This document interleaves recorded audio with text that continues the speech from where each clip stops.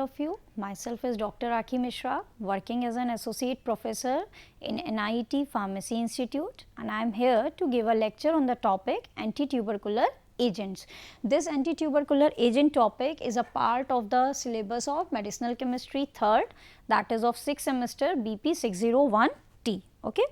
So, in this lecture I will discuss about that what is tuberculosis, what are the causative agent of this disease, what are the different types of tuberculosis disease and some drugs which are effective for the treatment of this disease. Okay.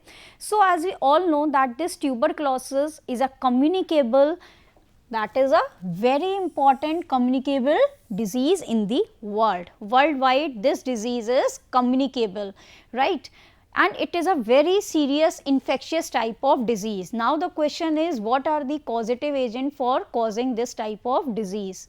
Tuberculosis is mainly caused by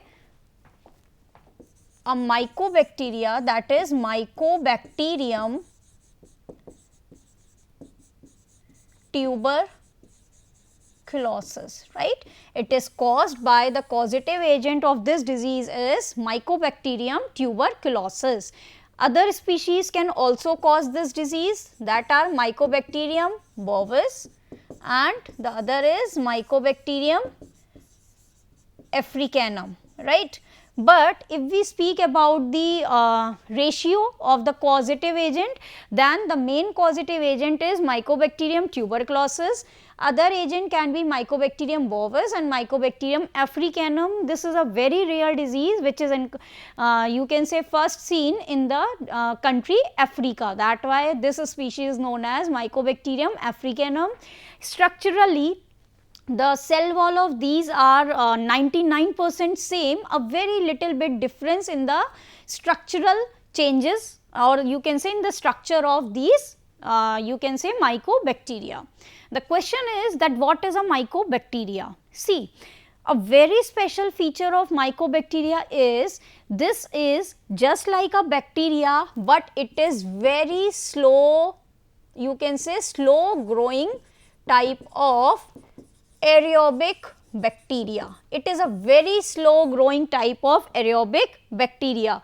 That is why this disease is encountered, is seen, or you can say detected at many late stages, because it is a very slow growing disease, right.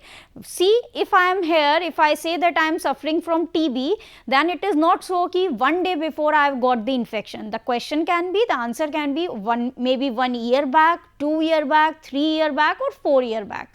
So, because the disease is caused by the causative agent which is very slow growing. Okay. A very special feature is that it mainly affects the lungs. Why it mainly affects the lungs?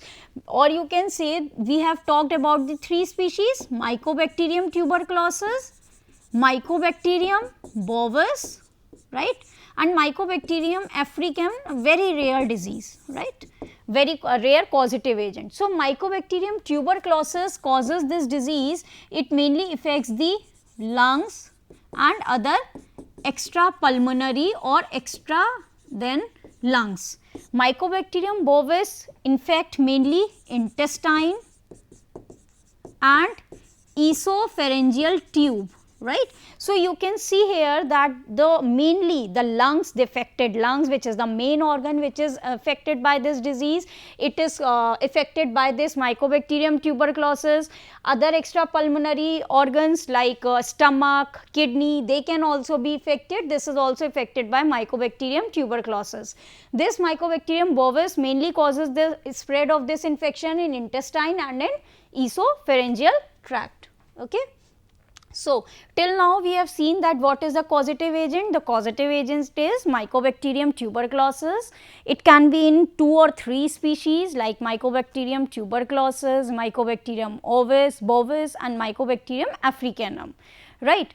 Basically, this Mycobacterium tuberculosis, this is that cause the TB, they are spread when an infected person coughs or sneezes. As I have told you earlier, that is why this is known as communicable disease, because this can be spread when a person coughs or sneezes. So we can say that the most the most prone people are any person working in healthcare, okay, and other any person working or that is having an AIDS, because in the AIDS disease the immune system is very slowed down. The immune system becomes so weak that the infection of this Mycobacterium tuberculosis can be there. So, most people infected. Who are the most people?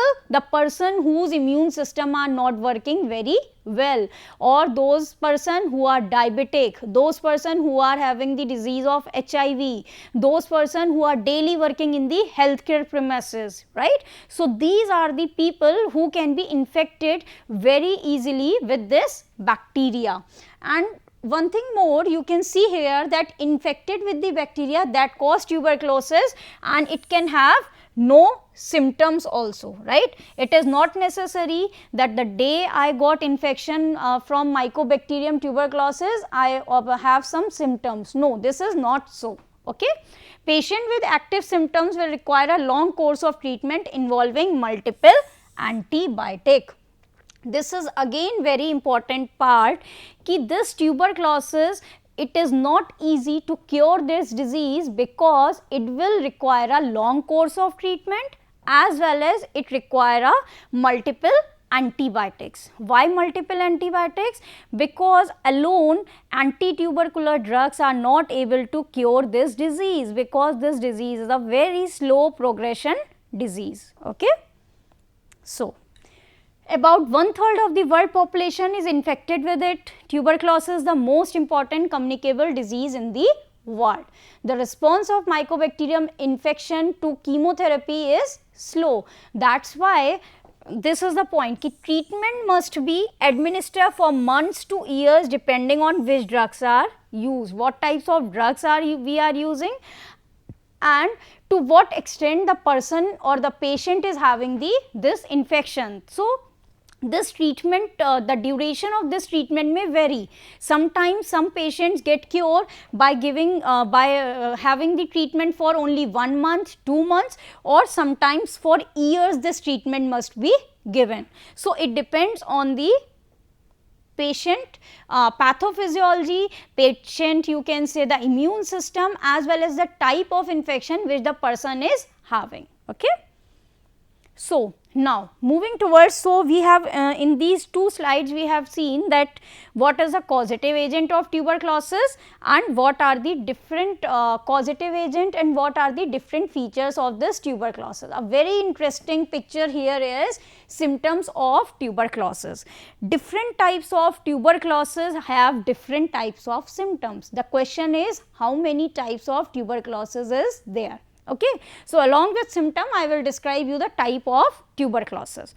For example, the first one is established pulmonary tuberculosis.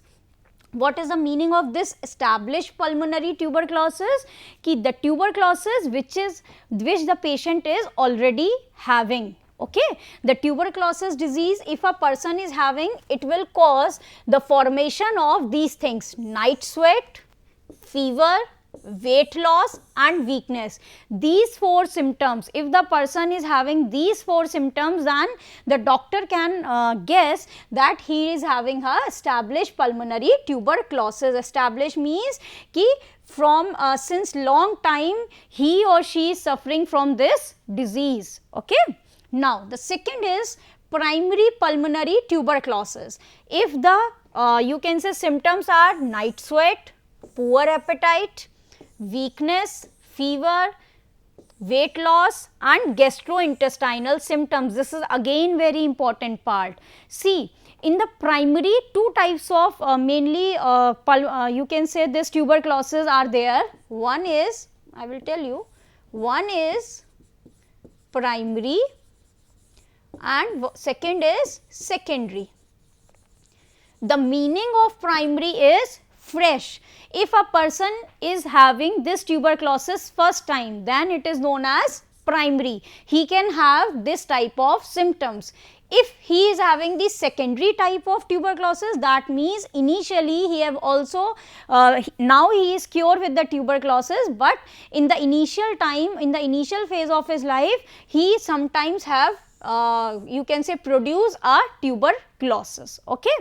Now, the next type of tuberculosis can be, one type is pulmonary, means mainly it is affecting the part of lungs, because of which these symptoms are having the night sweatness, fever, weakness and weight loss. The second type is extrapulmonary tuberculosis. What is the meaning of this extrapulmonary? Extrapulmonary means other than the lungs. Other than the lungs, it affects the gastrointestinal tract and it is causing some symptoms. What are those symptoms? They can be meningitis, lymph node infection, bone and joint site infection and genitourinary tract infection. If these types of sites are affected by this tuberculosis, Mycobacterium tuberculosis, then this is known as extrapulmonary tuberculosis. Okay. Now, the third type again very important is miliary tuberculosis. What is the third type? This is miliary tuberculosis. Miliary tuberculosis means if the species of Mycobacterium tuberculosis is carried by the blood in whole of the body, means if this species is able to multiply, is able to replicate, is able to form several types within the blood stream, then it is called the miliary tuberculosis. Okay. The next type is, you can also see that the next type is, last one is dormant tuberculosis. As I have told you that sometimes a people is diagnosed with tuberculosis in within a 2 or 3 months, and sometimes it takes years to develop these symptoms, because the tuberculosis causative agent, that is Mycobacterium tuberculosis, is in the dormant phase, is in the rest phase. After some dormant phase, when it got a very good situation in the body, then it develops itself, then it develops some symptoms. Okay.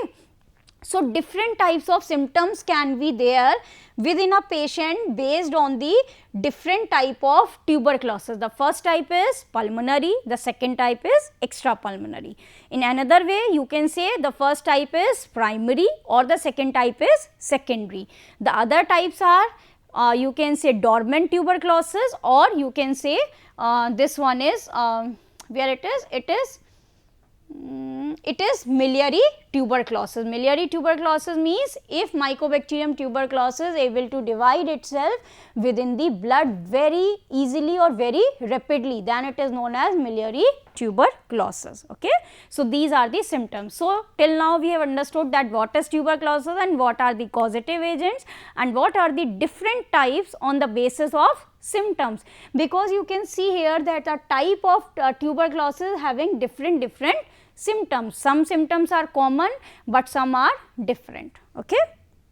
So, now a very important part is classification of antitubercular agents. This antitubercular agents can be classified on two bases. The first basis is very important, that is according to clinical utility. For what purpose or for what priority the doctors are prescribing this drug. On the basis of this, they can be divided into first line drug, second line drug, other drugs. See, a very simple thing is first line drug. What is the meaning of first line drug? The first line drugs are those which are prescribed by the doctors very commonly. Okay. If a person is suffering from you can say TB, if a person is infected with Mycobacterium tuberculosis and a doctor have diagnosed that this patient is having the TB, then he will start with this first line of drugs, because they have minimum you can say toxicity and maximum action. Okay.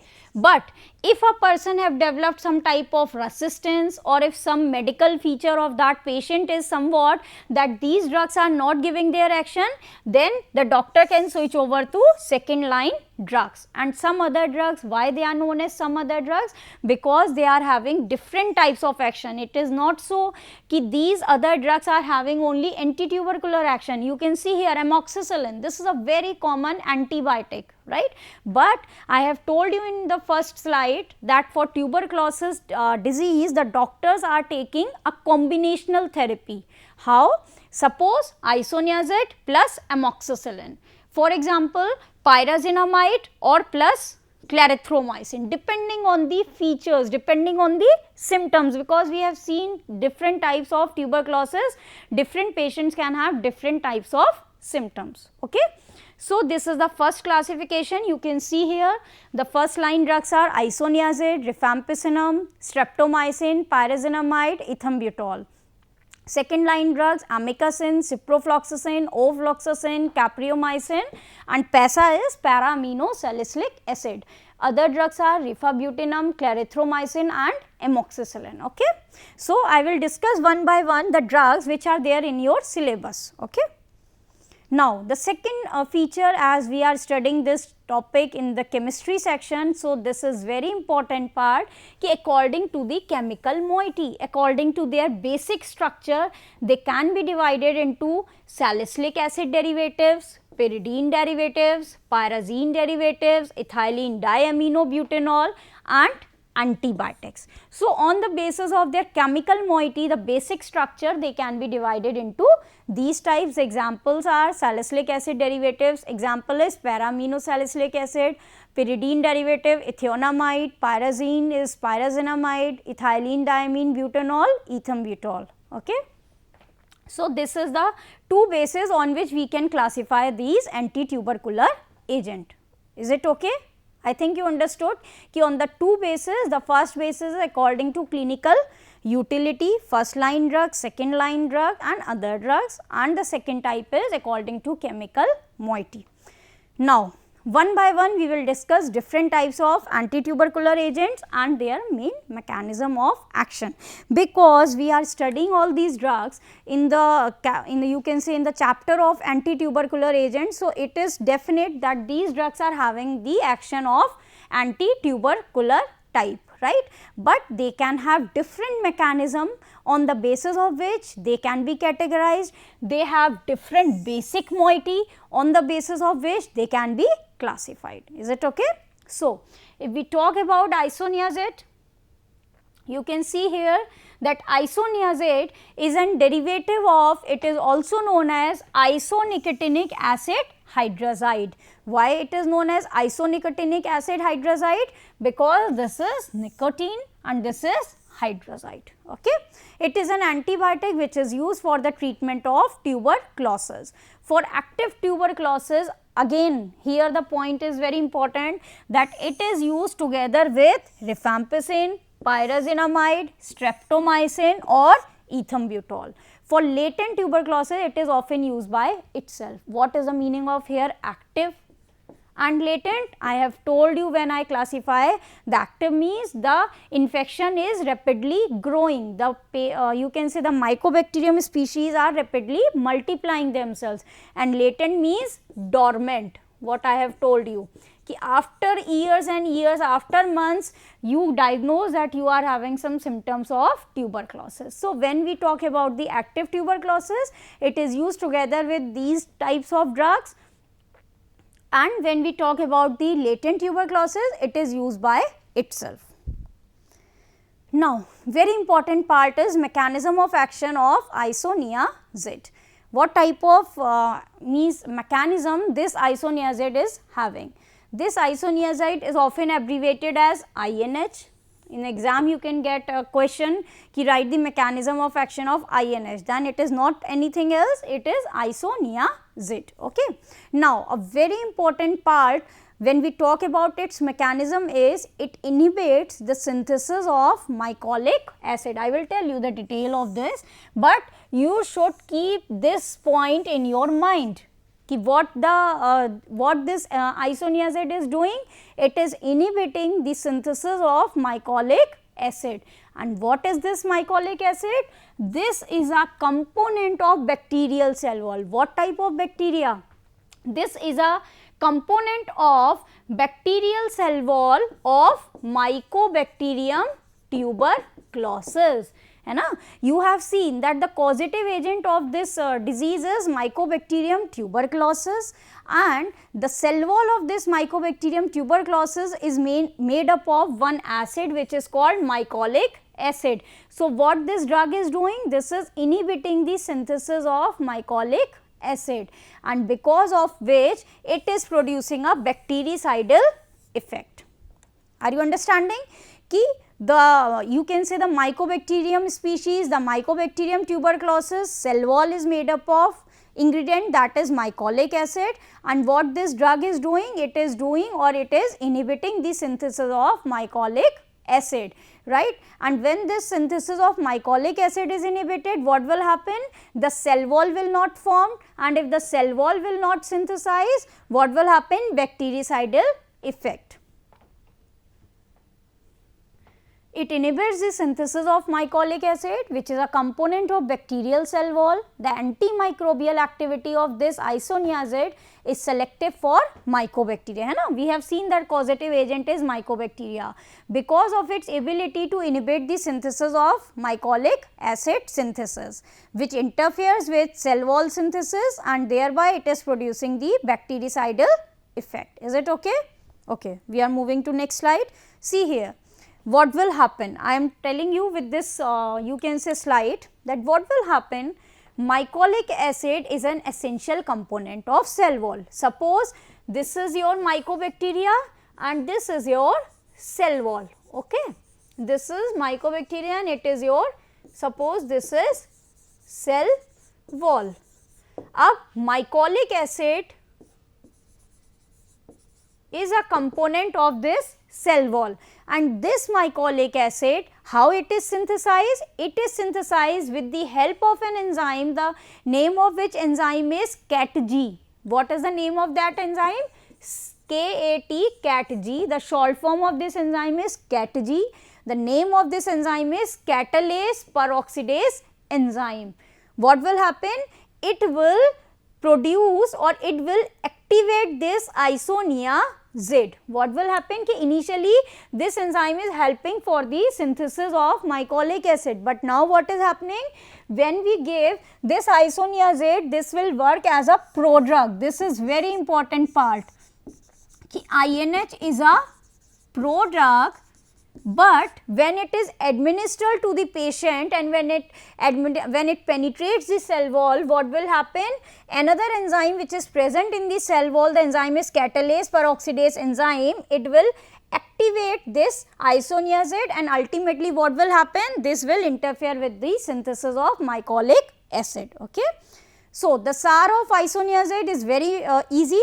This nitrogen is essential. It should be in the unsubstituted form.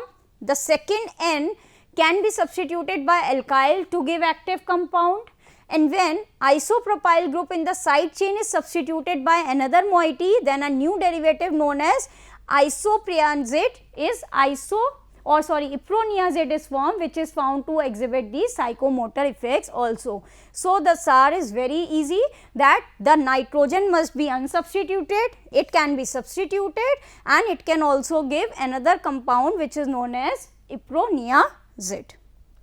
Uses are these, we have seen in tuberculosis and in the people which may be infected with bacteria. It is an antibiotics and works by stopping the growth of bacteria. The synthesis you can see here, it starts with 4-methylpyridine. When oxidation occurs, it will change to isonicotinic acid, and when it is treated with your hydrazine, it forms the isoniazid. Ethionamide, it is an antibiotic which is used to again for tuberculosis. The structure of this ethionamide is this. You can see it is no longer recommended for leprosy. It has a high rate of side effects. Okay, that is why it is not very much used. Ethionamide also very similar action. We can see here that it inhibits the synthesis of mycolic acid. What it is doing? It is inhibiting the synthesis of mycolic acid. We have seen earlier that mycolic acid is the main essential constituent of bacterial cell wall. That is why it is causing bactericidal effect. Uses are these. This is all about this lecture. As we have discussed, what is tuberculosis, what are the causative agent of this tuberculosis, on the basis of symptoms what type of different tuberculosis are there, and 2 drugs we have discussed, isoniazid and ethionamide. So, that is the whole lecture we have discussed about, and on the basis of symptoms you can see, and the different uses as we have seen earlier, that the uses can be, it can be used with other medication to treat tuberculosis, it is an antibiotic. Okay. So, these are the different uses, but mainly we have discussed about the what is tuberculosis, type and symptoms. Okay. Thank you.